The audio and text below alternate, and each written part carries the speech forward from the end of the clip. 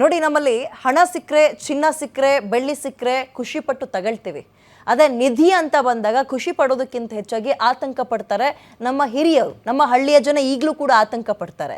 ಇದೇ ಆತಂಕದ ನಡುವೆ ಗದಗದ ಲಕ್ಕುಂಡಿಯಲ್ಲಿ ಒಂದು ನಿಧಿ ಸಿಗತ್ತೆ. ನಿಧಿ, ಇಷ್ಟು ಗ್ರಾಮಿನ ಚಿನ್ನ ಇತ್ತು, ಅದರಲ್ಲಿ ಒಂದು ತಾಮ್ರದ ಚೊಂಬಿನಲ್ಲಿ ಅನ್ನುವಂತಹ ಸುದ್ದಿ ಅದಾಗ್ತಾ ಇದ್ದಂಗೆ ಅದೇ ಊರಿನಲ್ಲಿ ಈ ಮುತ್ತು ಹವಳಗಳೆಲ್ಲ ಸಿಗೋಕೆ ಶುರುವಾಗುತ್ತೆ. ಜಿಲ್ಲಾಡಳಿತಕ್ಕೆ ಒಂಥರ ಆಶ್ಚರ್ಯ ಆಗ್ಬಿಡುತ್ತೆ. ಸಿಕ್ಕರೆ ಸಿಗ್ಲಿ ಬಿಡ್ರಿ ಬಂಪರು ಹುಡುಕ್ಸೋಣ ಅಂದ್ಕೊಂಡು ಒಂದು ಟೀಮನ್ನೇ ರೆಡಿ ಮಾಡಿ ನಿಧಿ ಹುಡುಕೋಕೆ ಅಂತ ಬಿಡುತ್ತೆ.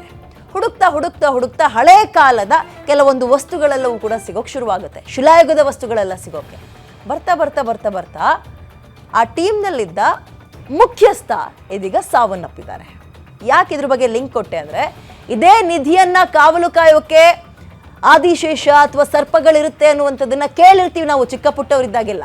ದೇವಸ್ಥಾನಗಳ ಕಡೆ ಅಥವಾ ನಿಧಿ ಇರೋ ಕಡೆ ಹಾವುಗಳು ಯಥೇಚ್ಛವಾಗಿ ಓಡಾಡ್ತಾ ಇರ್ತವೆ. ಆ್ಯಂಡ್ ನಿಧಿಯನ್ನ ಯಾರಾದರೂ ಮುಟ್ಟೋಕೆ ಹೋಗ್ಬಿಟ್ರೆ ಸುಟ್ಟು ಹೋಗ್ಬಿಡ್ತಾರೆ, ಸಾವನ್ನಪ್ತಾರೆ ಅಂತ. ಇದು ಕಾಕತಾಳೀಯವೋ ಅಥವಾ ಎಷ್ಟರ ಮಟ್ಟಿಗೆ ನಿಜನೋ ಸುಳ್ಳೋ ಗೊತ್ತಿಲ್ಲ, ಅಥವಾ ಅವರಿಗೆ ಆರೋಗ್ಯದ ಸಮಸ್ಯೆ ಹೆಂಗಿತ್ತೋ ಗೊತ್ತಿಲ್ಲ.